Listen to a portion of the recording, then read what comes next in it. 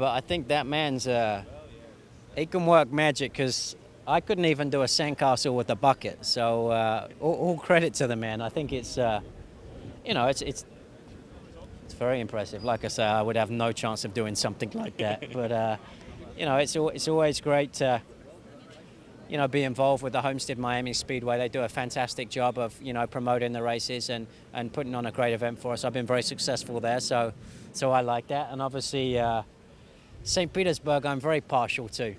The IndyCar Series right now, I think, is really, even in what I would consider, well, I think what everybody would consider tough economic times, it seems to be pretty strong. You've got 20 cars, I think, rolling out for the pre-season test, which is very good. And I hear there's anywhere between 24 to 26 cars for the first race. So it's things are good.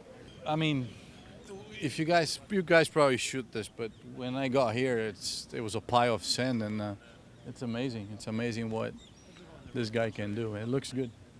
Oh, for sure. I mean, finally we're starting again.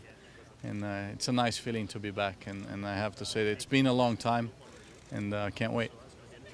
I mean, I would say we would not be able to base ourselves for the last race here tomorrow, and for sure, it's gonna be just getting back to the motion, getting the team back together, and just driving the car for a bit, because by the time we come here, if we're fighting for the championship, we're going to have to test. The weather's going to be different and a bunch of other things. The cars are going to be better because we're hopefully going to improve the car during the year. So it's just nice to be back in the racetrack.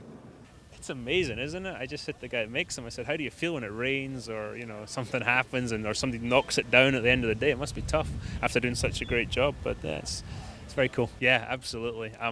This is going to be interesting because driving the IndyCar back on the streets in Australia was one thing, but having driven both Nationwide and Sprint Cup cars on ovals and Homestead last year, and not having driven an IndyCar on an oval for 18 months, this is going to be a pretty interesting test. And running around there wide open and getting the car feeling the way it needs to feel, it's going to be an interesting couple of days. And testing is so restricted now that.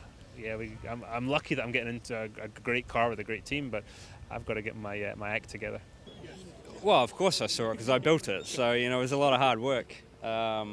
Actually, my sand building castle days are doing quite well. I've achieved a lot, I think. Pretty impressed with it, and then had somebody else sort of finish the fine edges. But no, it's pretty cool. I can't believe you can actually do that with sand and it doesn't sort of fall down, but. No, it's a great way, I think, to start off our pre-season testing and do something unique that maybe you don't get to see too often. Yeah, absolutely. I think for us, we've been out of the cars for quite some time now. The last test I didn't, I was one of a few people that got to test, I think, in December with the Firestone test. So, definitely looking forward to it. It's been a long off-season. We finished sort of around October there in Australia, and now, first race not until April. But it's great to get back in the car. Dario and myself have actually been doing a few other races here and there with the 24-hour and then testing for the 12-hour, so that's definitely kept us up to speed and things like that. But looking for a big year for Team Target. We've got a great driver line up here, I think, and the cars are as quick as ever, continuing on from last year. So I hope that we can continue on our winning ways.